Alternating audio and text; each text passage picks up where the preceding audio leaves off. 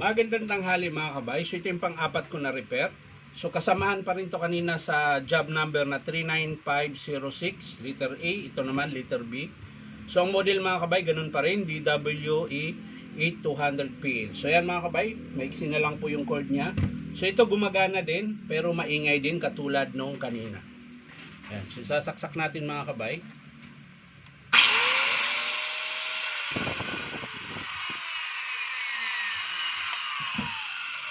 Ayan po.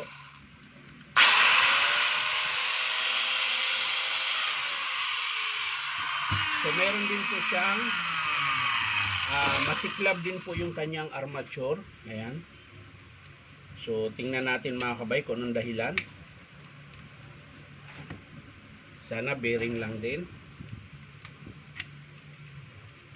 Kasi hindi naman siya ganun kaingay katulad nung isa kanina na repair natin. Estimate pala. So ayan yung carbon nito mga kabay, lagpas pa sa kalahati.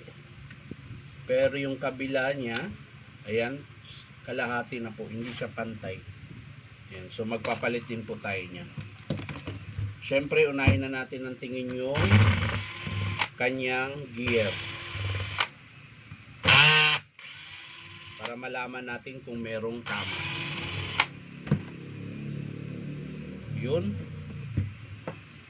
So yung kanyang gear mga kabay ay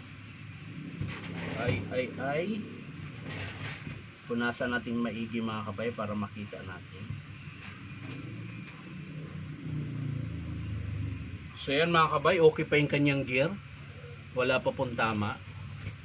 So maaring yung ingay na yun baka sa bearing lang po yun. So sana para hindi mapagastos ng malaki yung may-ari.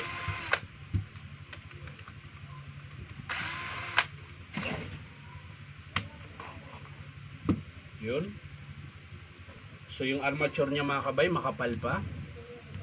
So ganun pa rin ang sira niya mga kabay. Ayan yung kanyang 608 na bearing. Ayan po.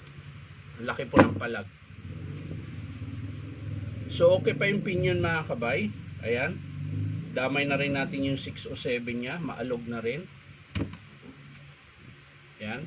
So ito mga kabay. Ang sira lang nito ay yung 608 na bearing. 607 na bearing sa likod. At 3 meters cord tsaka plug. At isama ko na yung kanyang carbon brass. Ayan, ulitin ko mga kabay, sa model na DWE 200PL grinder de 4 ng DeWalt. Ang papalitan ay bearing dalawa, 608 tsaka 607, carbon brass, 3 meters cord tsaka isang plug. Yan lang po yung papalitan natin dito mga kabay. Hindi ko na po ipapakita kung paano buuin. Papakita ko na lang sa inyo mga kabay kapag in-approve ng customer. So yan lang mga kabay, maraming salamat at huwag kalimutang mag-subscribe dito po sa aking YouTube account na Inom Tabay. Sa ulitin ko mga kabay, sa mga gusto magpa-repair, punta lang kayo dito sa 530 T. Alonso, Santa Cruz, Manila. Hanapin nyo lang po yung Powerman Hardware. Dito nyo rin po mabibili yung mga brand new na grinder. Ayan, sa mga sikanan mga kabay, wala po kaming binibenta rito.